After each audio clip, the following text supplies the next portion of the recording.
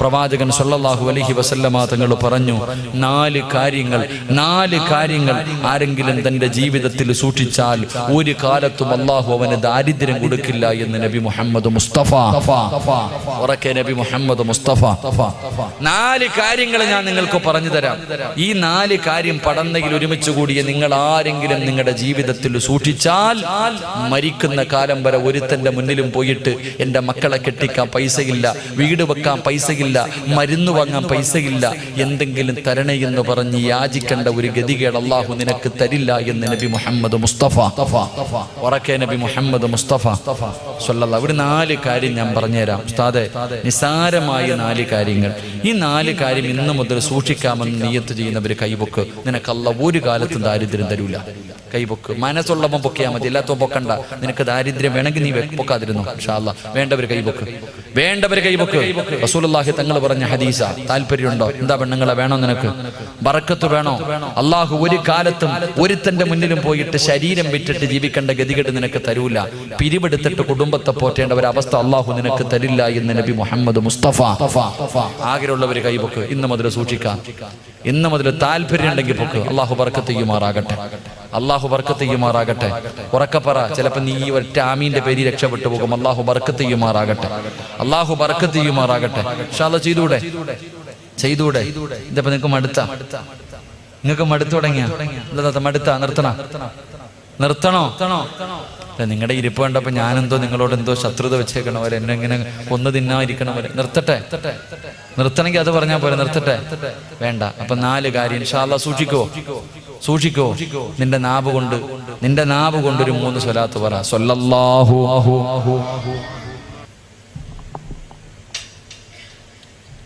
അല്ലാഹു ബർക്കത്ത് ചെയ്യുമാറാകട്ടെ. 1 ഇൻഷാ അല്ലാഹ് ചെയ്യൂലേ? പറ മനുഷ്യന്മാരെ, ചെയ്യൂലേ?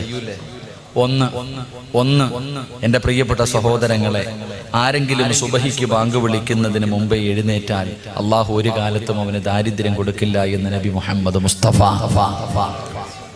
1 സുബഹിക്ക് തന്നെ എഴുന്നേക്കണില്ല ഉസ്താദെ, പിന്നല്ലേ സുബഹിക്ക് മുമ്പ്? സുബഹിക്ക് എഴുന്നേക്കുന്നവനല്ലേ ഇതൊക്കെ. ആരെങ്കിലും സുബഹിക്ക് അസ്സലാത്തു ഖൈറും മിനൻ നൗം, അല്ലാഹുവിന്റെ പള്ളിയിൽ നിന്ന് സുബഹി ബാങ്ക് വിളിക്കുന്നതിന് മുമ്പ് ഏതെങ്കിലും ഒരു മനുഷ്യൻ നിത്യമായി എഴുന്നേൽക്കുന്നുണ്ടെങ്കിൽ അല്ലാഹു ഒരു കാലത്തും നിനക്ക് ദാരിദ്ര്യം തരില്ല എന്ന് നബി മുഹമ്മദ് മുസ്തഫ. ഉറക്കെ പറഞ്ഞു നബി മുഹമ്മദ് മുസ്തഫ. ഒക്കെ പറ നബി മുഹമ്മദ് മുസ്തഫ. ഇല്ലെങ്കിൽ ഇവിടെ ഇരുന്ന് അള്ളാന്റെ ശാപം വാങ്ങി നീ നശിച്ചു പോകും. അള്ളാഹു കാത്തുരക്ഷിക്കുമാറാകട്ടെ. ഒരു മനുഷ്യന്റെ മുന്നിൽ പ്രവാചകന്റെ പേര് പറഞ്ഞിട്ട് സലാത്ത് പറഞ്ഞില്ലെങ്കിൽ അവന് ശാപം കിട്ടുമെന്ന് നബി മുഹമ്മദ് മുസ്തഫ സല്ലല്ലാഹു അലൈഹി വസല്ലം. അപ്പോ സുബഹിക്ക് മുമ്പേ എഴുന്നേക്കണം. എഴുന്നേറ്റ എന്താ? തഹജ്ജുദ് നിസ്കരിക്കുക. അൽഹംദുലില്ലാഹ്. സുബഹിക്ക് മുമ്പേ എഴുന്നേക്കുക. 2 ബാങ്ക് വിളിക്കുന്നതിന് മുമ്പേ, വഖ്ത് എത്തുന്നതിന് മുമ്പേ wuduവെടുക്കുക. ബാങ്ക് വിളിക്കുന്നതിന് മുമ്പേ wuduവെടുക്കുക എന്ന് പറഞ്ഞാൽ സുബഹിക്ക് മുമ്പേ എഴുന്നേറ്റു, ബാങ്ക് വിളിക്കുന്നതിന് മുമ്പ് wuduവെടുത്തു. ആരെങ്കിലും വഖ്ത് എത്തുന്നതിന് മുമ്പ് നിത്യമായിട്ട് wuduവെടുക്കുന്നവനുണ്ടെങ്കിൽ അല്ലാഹു അവന് ദാരിദ്ര്യം കൊടുക്കില്ല എന്ന് നബി മുഹമ്മദ് മുസ്തഫ. 2 3 എന്റെ പ്രിയപ്പെട്ടവരെ, സുബഹിക്ക് മുമ്പേ എഴുന്നേറ്റു, wuduവെടുത്തു, ബാങ്ക് വിളിക്കുന്നതിന് മുമ്പേ wuduവെടുത്തു. എന്നിട്ട് ബാങ്ക് വിളിക്കുന്നതിന് മുമ്പ് പള്ളിക്കകത്ത് കയറിയാൽ, ബാങ്ക് വിളിക്കുന്നതിന് മുമ്പ് നിസ്കാര പായിൽ കയറിയിരുന്ന അല്ലാഹു ഒരു കാലത്തും നിനക്ക് ദാരിദ്ര്യം തരില്ല എന്ന് നബി മുഹമ്മദ് മുസ്തഫ സല്ലല്ലാഹു അലൈഹി വസല്ലം. 3ാമത്തെ കാര്യം, wuduവെടുത്തിട്ട് ബാങ്ക് വിളിക്കുന്നതിന് മുമ്പേ പള്ളിക്കകത്ത് കയറൂലല്ലോ. ഇക്കാമത്ത് കൊടുത്താൽ കയറൂലല്ലോ. പള്ളിക്കകത്ത് ഇക്കാമത്ത് കൊടുത്ത് ഇമാമ് കൈകെട്ടിയാലും പുറത്തുനിന്ന് ചർച്ചയാ.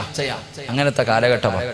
പെങ്ങളെ, ബാങ്ക് വിളിക്കുന്നതിന് മുമ്പേ, സുബഹിക്ക് മുമ്പേ എഴുന്നേറ്റു, wuduവെടുത്തു, ബാങ്ക് വിളിക്കുന്നതിന് മുമ്പേ നീ മുസല്ലയിൽ കയറിയിരിക്കുക. അല്ലാഹു നിനക്ക് ദാരിദ്ര്യം തരില്ല എന്ന് നബി മുഹമ്മദ് മുസ്തഫ.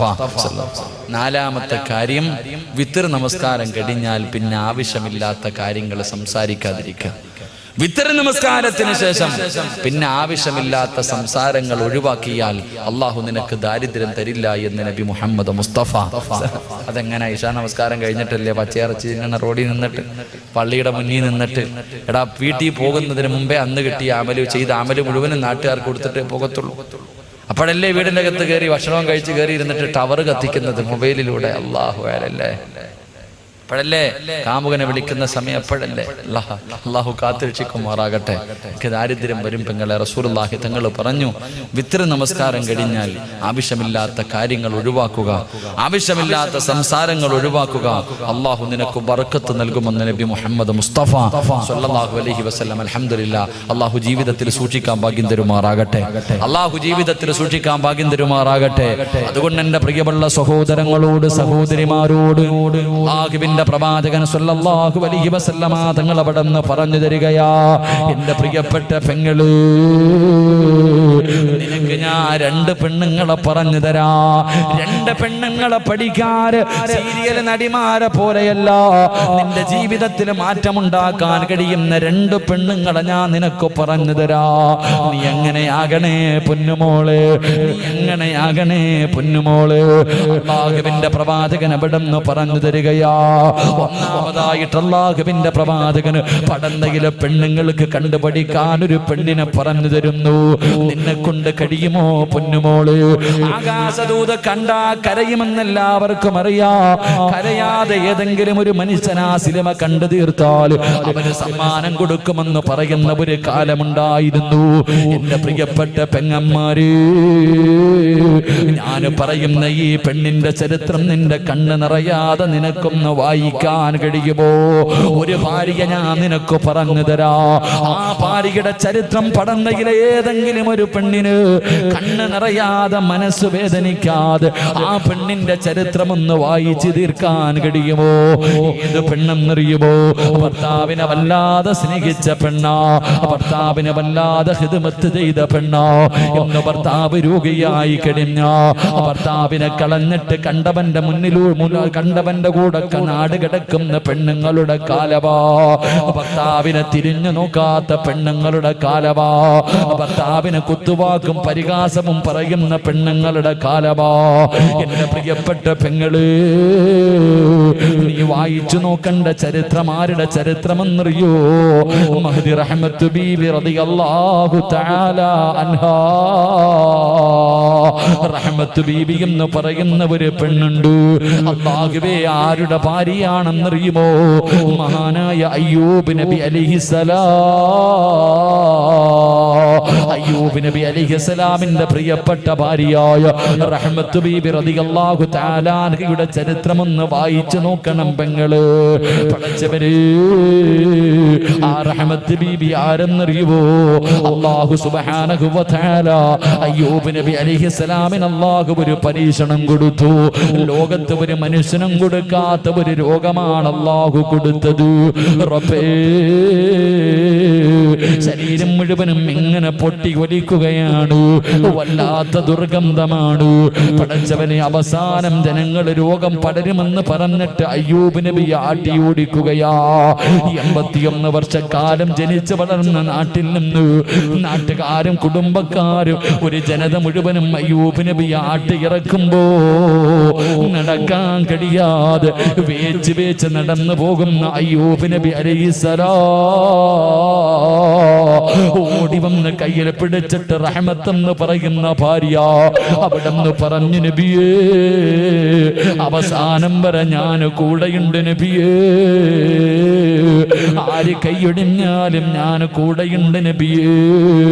അയ്യൂബ് നബി അലൈഹിസ്സലാമിന്റെ കയ്യിൽ പിടിച്ചുകൊണ്ട് റഹ്മത്ത് ബീബി റളിയല്ലാഹു തആല നടക്കുകയാ. പെങ്ങളെ, ഒരാളും അയ്യൂബ് നബിയുടെ അടുത്ത് വരുന്നില്ല. കാരണം വല്ലാത്ത ദുർഗന്ധമാണ്, നടക്കാൻ കഴിയുന്നില്ലോ. അയ്യൂബ് നബിയുടെ മാംസങ്ങൾ ഇങ്ങനെ ഇളകി താഴെ വീഴുകയാ, എല്ലുകൾ വെളിയിൽ കാണുകയാ. പടച്ചവനെ, റഹ്മത്ത് ബീബി ചെയ്തതെന്തെന്നറിയോ?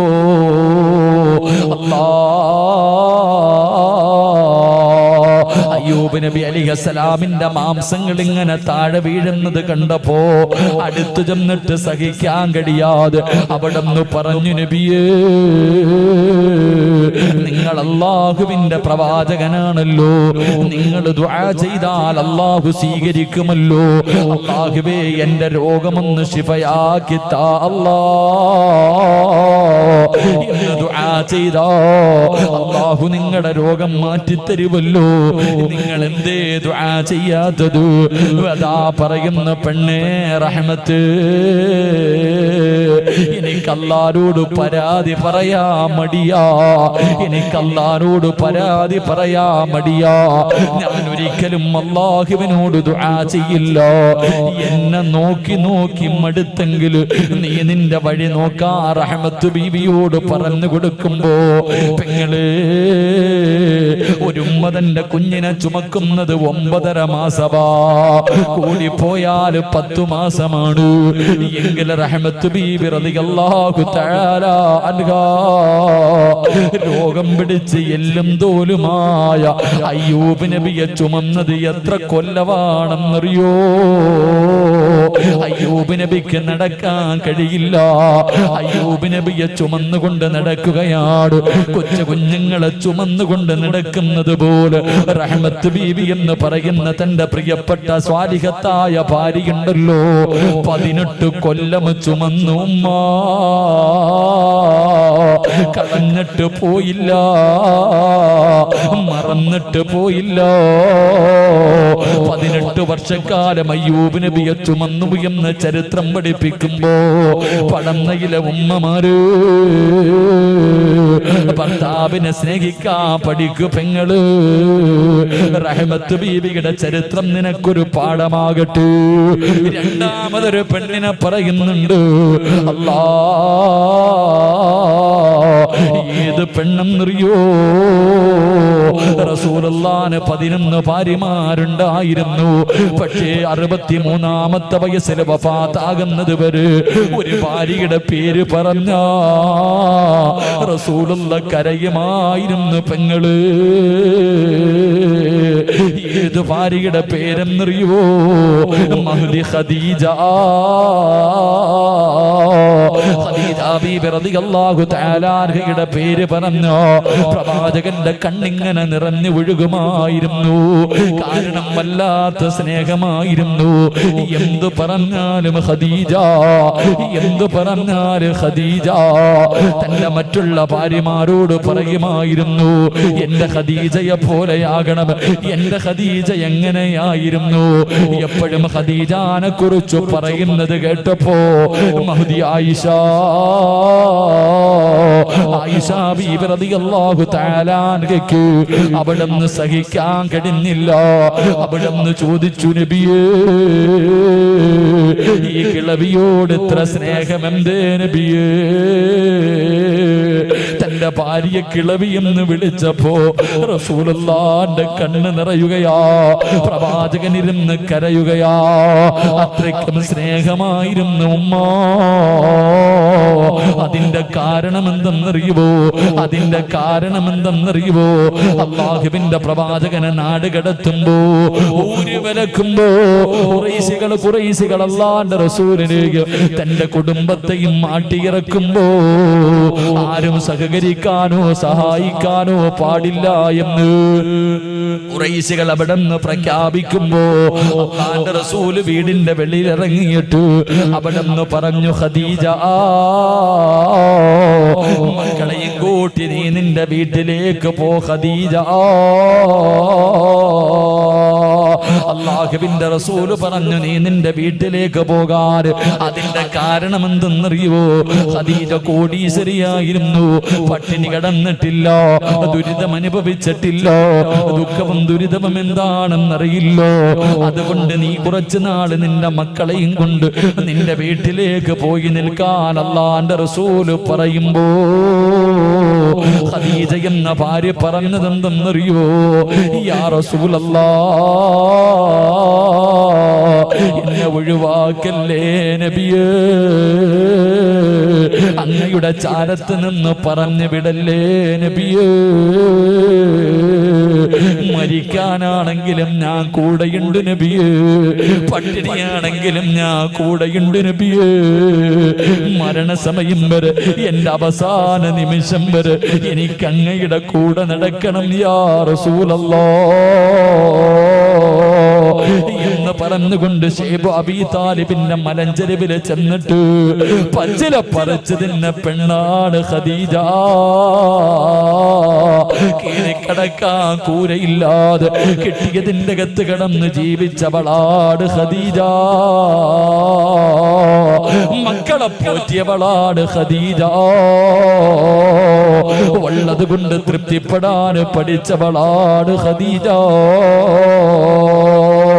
എന്റെ പ്രിയപ്പെട്ട പെങ്ങന്മാര്, നീ റോൾ മോഡലാക്കേണ്ടത് ഖദീജ ബീവിയോ? ആ ഖദീജ ബീവിയുടെ ചരിത്രം വായിച്ചു നോക്കണം പെങ്ങള്.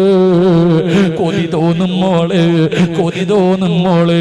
അതുകൊണ്ട് പടന്നയിലുള്ള ഭാര്യ ഭർത്താക്കന്മാരോട് നിങ്ങൾ എങ്ങനെയാകണമെന്ന് പറഞ്ഞിട്ട് ദുആ ചെയ്ത് പിരിയാ പോവുകയോ? നിങ്ങൾ എങ്ങനെയാണ് ജീവിക്കേണ്ടതെന്നറിയോ? മഹാനായ നബി മുഹമ്മദ് മുസ്തഫ സല്ലല്ലാഹു അലൈഹി വസല്ലമ തങ്ങളുടെ മുന്നിലേക്ക് മുഖറബുൽ അംലാക്ക് മലക്ക് ജിബ്രീൽ അലൈഹിസ്സലാം ഇറങ്ങി വന്നിട്ട് അവിടുന്ന് ചോദിക്കുന്നു, നബിയേ ഖദീജ ബീവി എവിടെ നബിയേ? ഖദീജ ബീവി എവിടെ നബിയേ? എന്തേ ജിബ്രീൽ എന്റെ ഖദീജാനെ തിരയുന്നത് എന്താണ് യാ റസൂലല്ലാഹ്? ഖദീജ വരുമ്പോ ഒരു സന്തോഷ വാർത്ത പറയണം നബിയേ. എന്താണ് സന്തോഷ വാർത്ത എന്നറിയുമോ യാ റസൂലല്ലാഹ്? ഖദീജയ്ക്ക് സ്വർഗ്ഗത്തിലൊരു മുത്തിന്റെ കൊട്ടാരമുണ്ട് നബിയേ. ഖദീജ ബീവി റളിയല്ലാഹു തആല അൻഹയ്ക്ക് സ്വർഗ്ഗത്തിൽ ആരും ശല്യം ചെയ്യാത്ത ഒരു ഭാഗത്ത് ഒരു മുത്തിന്റെ കൊട്ടാരം അല്ലാഹു കൊടുത്തിട്ടുണ്ട്. എന്തിനാണെന്നറിയുമോ? പടന്നയിലെ ഉമ്മമാരെ, ഖദീജ ബീവിക്ക് സ്വർഗ്ഗത്തിൽ ഒരു മുത്തിന്റെ കൊട്ടാരം കിട്ടാറുള്ള കാരണം എന്തെന്നറിയുമോ? അല്ലാഹ് 25 കൊല്ലം അല്ലാഹുവിന്റെ റസൂലിന്റെ ഭാര്യയായി ജീവിച്ചു. 25 വർഷം അള്ളാന്റെ റസൂല് വിവാഹം കഴിച്ചത് 25ാമത്തെ വയസ്സില്. തന്റെ ഭാര്യയുടെ വയസ്സ് 40 വയസ്സായിരുന്നു. 40 വയസ്സുള്ള ഖദീജ ബീവിയാണ് 25കാരനായി നബി മുഹമ്മദ് മുസ്തഫ സല്ലല്ലാഹു അലൈഹി വസല്ലമ തങ്ങളെ വിവാഹം കഴിച്ചത്. അവര് രണ്ടുപേരും ഒരുമിച്ച് ജീവിച്ചത് 25 കൊല്ലമാണ്. എന്തിനാ അല്ലാഹ് സ്വർഗ്ഗത്തിൽ ഒരു കൊട്ടാരം കൊടുത്തതെന്നറിയുമോ? അതും വെറും കൊട്ടാരമല്ല, സ്വർഗ്ഗത്തിന്റെ ഒരു ഭാഗത്ത് അല്ലാഹുവേ ഒരു മുത്ത് കൊണ്ടുണ്ടാക്കിയ ഒരു കൊട്ടാരം അല്ലാഹു കൊടുത്തു. എന്തിനാ? പടന്നയിലെ പെങ്ങളെ, ഭർത്താവിന്റെ മുന്നിൽ ശബ്ദമുയർത്താത്തതിനാ. 25 കൊല്ലം അല്ലാഹുവിന്റെ റസൂലിന്റെ കൂടെ ജീവിച്ചിട്ട് ഒരിക്കൽ പോലും പ്രവാചകന്റെ മുന്നിൽ ശബ്ദമുയർത്തി സംസാരിച്ചിട്ടില്ല മഹ്ദി ഖദീജ. അതിന് അല്ലാഹു കൊടുത്ത പ്രതിഫലമാണെന്ന് നബി മുഹമ്മദ് മുസ്തഫ സല്ലല്ലാഹു അലൈഹി വസല്ലമ തങ്ങൾ പറഞ്ഞു തരുമ്പോ, എന്റെ പ്രിയപ്പെട്ടവരെ, 25 കൊല്ലം രണ്ടുപേരും ജീവിച്ചു. 65 വയസ്സായി. 65 വയസ്സായി ഖദീജ ബീവി റളിയല്ലാഹു തആല അൻഹാ കുളിച്ചൊരുങ്ങിയിട്ട് പുതുവസ്ത്രവും ധരിച്ചിട്ട് 65 വയസ്സുള്ള ഉമ്മ കാത്തിരിക്കുകയാ. ഭർത്താവിന്റെ മണിയറയിൽ നിന്ന് മാറിക്കിടക്കുന്ന പടന്നയിലെ ഉമ്മയ്ക്കത് മനസ്സിലാകൂല. 65 വയസ്സുള്ള പടുവൃത്തയായ അല്ലാഹുവേ ഖദീജ ബീബി റളിയല്ലാഹു തആല അൻഹാ കുളിച്ചുരങ്ങിയിട്ട് പുതുവസ്ത്രവും ധരിച്ചിട്ട് റസൂലുള്ളാഹിനെ കാത്തിരിക്കുകയാണ്. അതാ ലോകത്തിന്റെ നേതാവ് കടന്നു വന്നു, കഴിക്കാ ഭക്ഷണം കൊടുത്തു. എന്നിട്ട് അവസാനം പ്രവാചകന്റെ മടിത്തട്ടില് തലവെച്ച് കിടന്നിട്ട് ഖദീജ ബീബി റളിയല്ലാഹു തആല അൻഹ അല്ലാഹുവിന്റെ റസൂലിന്റെ മുഖത്ത് നോക്കി ചിരിക്കുകയാ. എന്തേ ഖദീജ എന്നെ നോക്കിയിട്ട് ചിരിക്കുന്നത് എന്തേ ഖദീജ? യാ റസൂലല്ലാഹ് എന്തൊരു പ്രകാശമാണ് നബിയേ. അല്ലാഹുവിന്റെ റസൂൽ ചോദിച്ചു 25 കൊല്ലം കൊണ്ട് കാണുന്നതല്ലേ ഖദീജ? അവസാനം എന്റെ പ്രിയപ്പെട്ട പടന്നയില ഉമ്മ ഖദീജ ബീബി റളിയല്ലാഹു തആല അൻഹ അല്ലാഹുവിന്റെ റസൂലിന്റെ കയ്യിൽ പിടിച്ചിട്ട് നബിയേ 25 കൊല്ലമായി ഞാൻ അങ്ങയുടെ കൂടെ ജീവിക്കുന്നുണ്ട്. അങ്ങയുടെ മനസ്സിന് വേദനയുണ്ടാക്കുന്ന എന്തെങ്കിലും ഈ 25 വർഷത്തിന്റെ ഇടയിൽ എന്റെ നാവിൽ നിന്ന് വന്നു പോയിട്ടുണ്ടെങ്കിൽ എനിക്കൊന്ന് പൊരുത്തപ്പെട്ട് തരണേ യാ റസൂലല്ലാഹ്. എനിക്ക് പോകാ സമയമായി നബിയേ.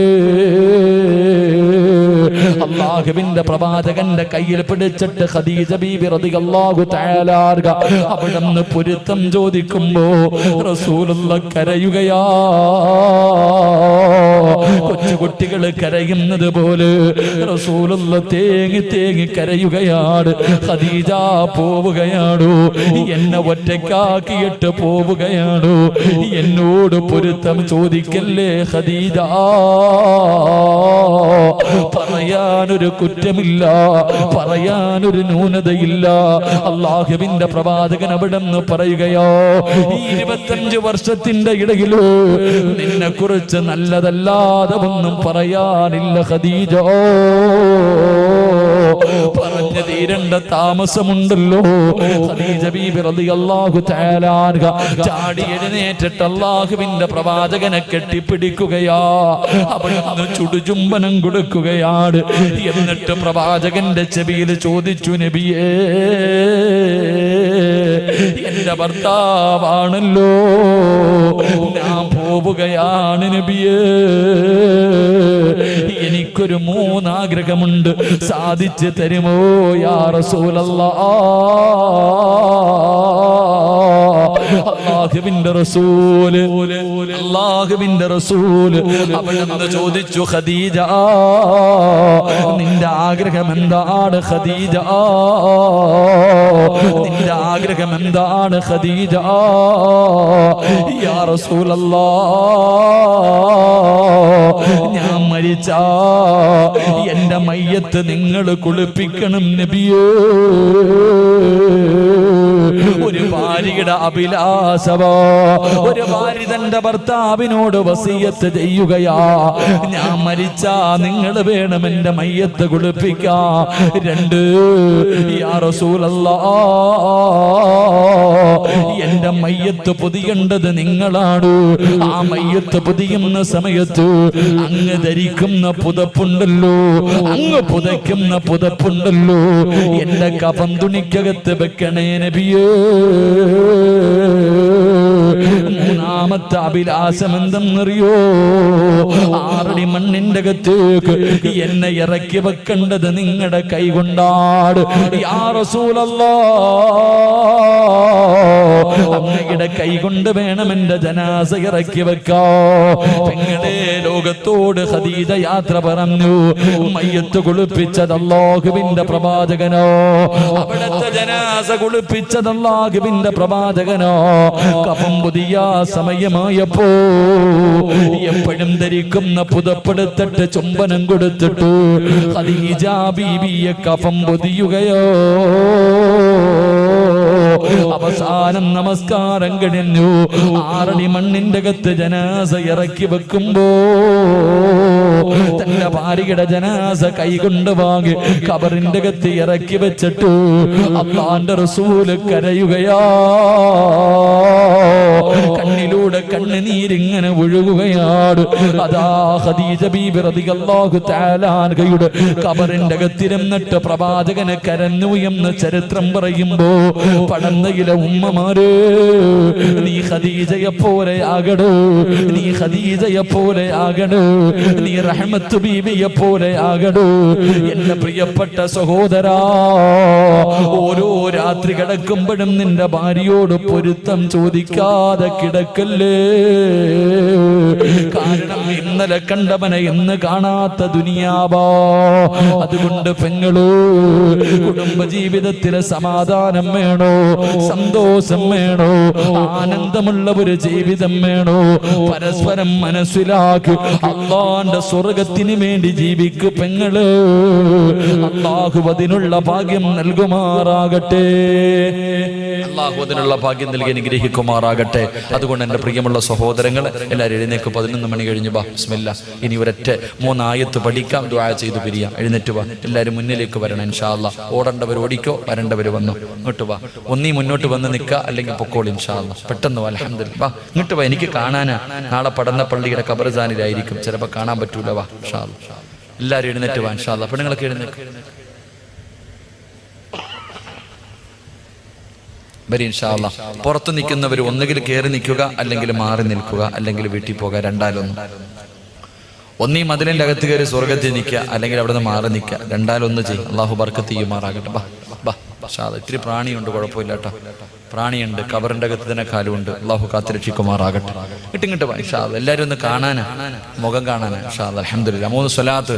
സ്വല്ലല്ലാഹു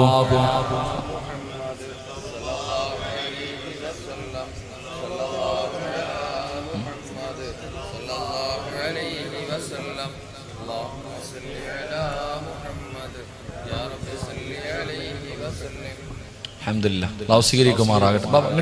അൽഹംദുലില്ലാ. അതുകൊണ്ട് എൻ്റെ പ്രിയപ്പെട്ട സഹോദരങ്ങളോട് പറയുന്നു, ഓരോ രാത്രി കിടക്കുമ്പോഴും നീ നിന്റെ ഭാര്യയോട് പൊരുത്തം ചോദിക്കണം. പെങ്ങളെ, ഓരോ രാത്രി നീ നിന്റെ ഭർത്താവിനോട് പൊരുത്തം ചോദിക്കണേക്ക. നിങ്ങളുടെ മനസ്സിന് വേദന ഉണ്ടാക്കണ എന്തെങ്കിലും എൻ്റെ ഭാഗത്ത് നിന്ന് വന്നു പോയിട്ടുണ്ടെങ്കിൽ പൊരുത്തപ്പെടണേ എന്ന് ചോദിച്ചിട്ട് നീ കിടക്കാവൂ. കാരണം രാവിലെ എഴുന്നേക്കുമെന്ന് ഉറപ്പില്ല. അള്ളാഹു നമ്മളെ കാത്തുരക്ഷിക്കുമാറാകട്ടെ. ഖദീജ ബീബി റളിയല്ലാഹു തആല അൻഹ അവിടുന്ന് പറഞ്ഞു, നബിയേ, 25 കൊല്ലം ജീവിച്ചിട്ട് ഒരിക്കൽ പോലും തന്റെ ഭർത്താവിന്റെ മുന്നിൽ ശബ്ദമുയർത്തി സംസാരിച്ചിട്ടില്ല ഖദീജ ബീബി. നീ ഒന്ന് ചിന്തിച്ചു നോക്കി, നിങ്ങളൊന്ന് ചിന്തിക്കുക. ഭർത്താവിന്റെ മുന്നിൽ നീ എന്തൊക്കെ സംസാരിക്കണ പോയിട്ട് എന്തൊക്കെ പറഞ്ഞിട്ടുണ്ട്. അള്ളാഹു പുറത്തുവരുമാറാകട്ടെ. അള്ളാഹു പുറത്തുവരുമാറാകട്ടെ. എൻ്റെ പ്രിയപ്പെട്ട സഹോദരങ്ങളെ, കഴിഞ്ഞ വർഷം നമ്മളെല്ലാവരും ഇവിടെ ഒരുമിച്ച് കൂടി. അൽഹംദുലില്ലാ, നിങ്ങളെല്ലാവരും മനസ്സറിഞ്ഞുകൊണ്ടൊരു സദഖ കൊടുത്തു. ഒരു പാവപ്പെട്ട കുടുംബത്തിന് സാധാരണ വഅദിനാണ് നടത്തുന്നത്. പക്ഷേ വഅദൊന്ന് പിന്തിക്കേണ്ടി വന്നപ്പോൾ ഉസ്താദെ 6 ലക്ഷം രൂപ കടം വന്നാലും കുഴപ്പമില്ല എന്ന് പറഞ്ഞിട്ട് വലത് കൈ കൊണ്ട് കൊടുത്തത് ഇടത് കൈ അറിയാതെ ഈ ഹിദായത്തിന്റെ മക്കള് ഒരു പാവപ്പെട്ട കുടുംബത്തിന് മനോഹരമായി വിടും. അത് കണ്ടവരൊക്കെ പറഞ്ഞു മനോഹരം. അത് കണ്ടവരൊക്കെ പറഞ്ഞു എനിക്കും കാണണമെന്ന് ആഗ്രഹം ഉണ്ടായിരുന്നു, പക്ഷെ പറ്റിയില്ല. അല്ലാഹു സുബ്ഹാനഹു വ തആല നമ്മുടെ സ്വർഗ്ഗം, നമ്മുടെ ഖബർ അല്ലാഹു മനോഹരമാക്കി തരുമാറാകട്ടെ. 6 ലക്ഷം രൂപ കടമുണ്ട്. ഇത് നിങ്ങൾ കൊടുത്താലും കൊടുത്തില്ലെങ്കിലും അവരുടെ കയ്യിൽ നിന്നെങ്കിലും കൊടുത്തിട്ട് അത് വീടും.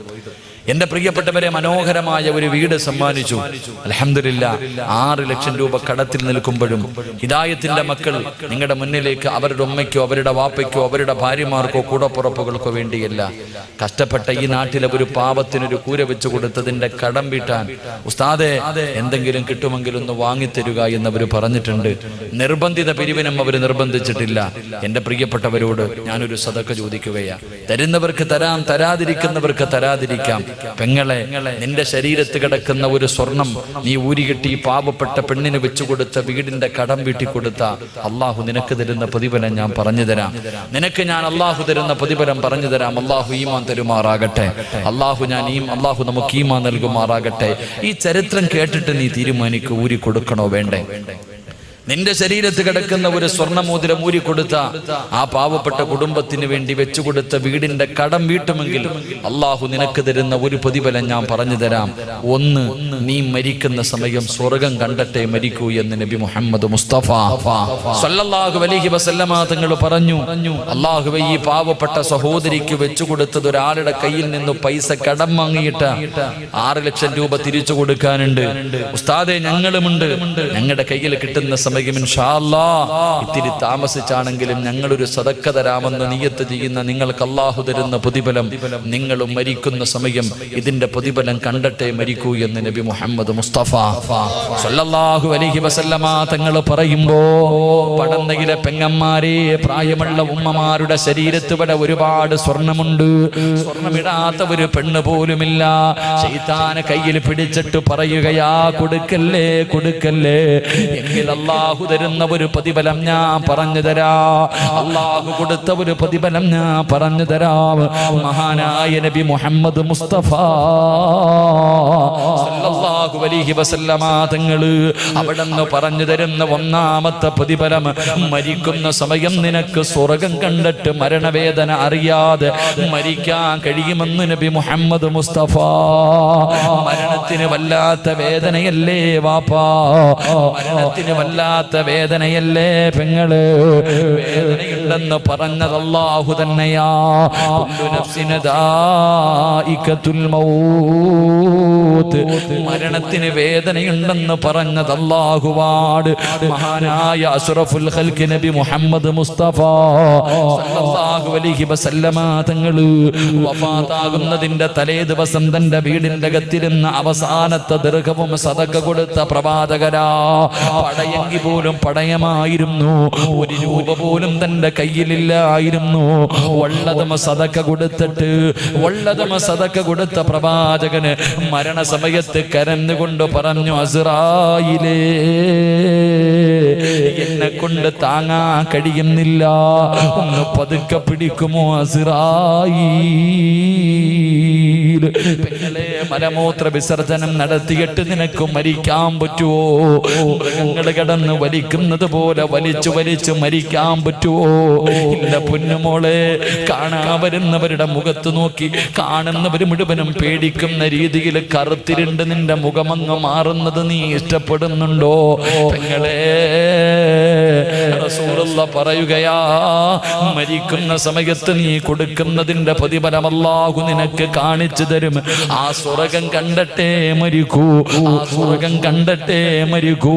ഹിദായത്തിന്റെ മക്കളെ, നിങ്ങളെ നാട്ടുകാര് കളിയാക്കട്ടെ, എന്ത് അപവാദം പറയട്ടെ, തകരല്ലേടാ ചെറുപ്പക്കാരാ, തകരല്ലേടാ ചെറുപ്പക്കാരാ.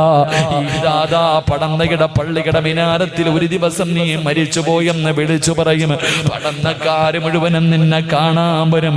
വെള്ളത്തുണിക്കകത്ത് കുളിപ്പിച്ച് വീടിന്റെ അകത്ത് പുതച്ച് കിടത്തിയിരിക്കുന്ന നിന്റെ മയ്യത്തിന്റെ മുന്നിലേക്ക് കടന്നു വന്നിട്ട്, പടച്ച റബ്ബേ, എല്ലാരും പോകുന്നുണ്ടല്ലോ, എല്ലാരും പോകുന്നുണ്ടല്ലോ, ഞാൻ പോയില്ലെങ്കിൽ നാട്ടുകാർ എന്തെങ്കിലും കരുതുമല്ലോ എന്ന് കരുതിയിട്ട് നിന്റെ പച്ചയിറച്ചി തിന്നവനും കാണാൻ വരുമടാ ചെറുപ്പക്കാരാ.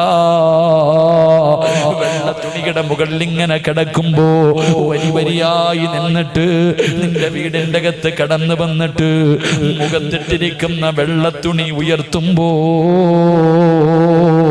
നിന്റെ മുഖത്തെ പ്രകാശം കണ്ടിട്ട്, നിന്റെ മുഖത്തെ പുഞ്ചിരി കണ്ടിട്ട്, അവൻ പോലും നിന്നെ കുറിച്ച് മോശമായി പറഞ്ഞ നാവ് കൊണ്ട് അവൻ പോലും ദുആ ചെയ്യും, അല്ലാഹ് എനിക്കും ഇങ്ങനെ ഒരു മരണം തരണേ അല്ലാഹ്. എന്തൊരു ചിരിയാ തമ്പുരാനെ, എന്തൊരു പ്രകാശമാ തമ്പുരാനെ. മോനെ, മരിച്ചു കിടക്കുമ്പോ ചിരിക്കാൻ കഴിയുമടാ പൊന്നു ചെറുപ്പക്കാരാ. അതുകൊണ്ട് പതറല്ലേ, തോറ്റു കൊടുക്കല്ലേ, പരാജയപ്പെട്ടു കൊടുക്കല്ലേ. പൊന്നു മോനെ, എന്ത് സംഭവിച്ചാലും അള്ളാന്റെ സഹായം നിങ്ങൾക്കുണ്ട്. റബ്ബ് കൈവിടൂല നിങ്ങള്.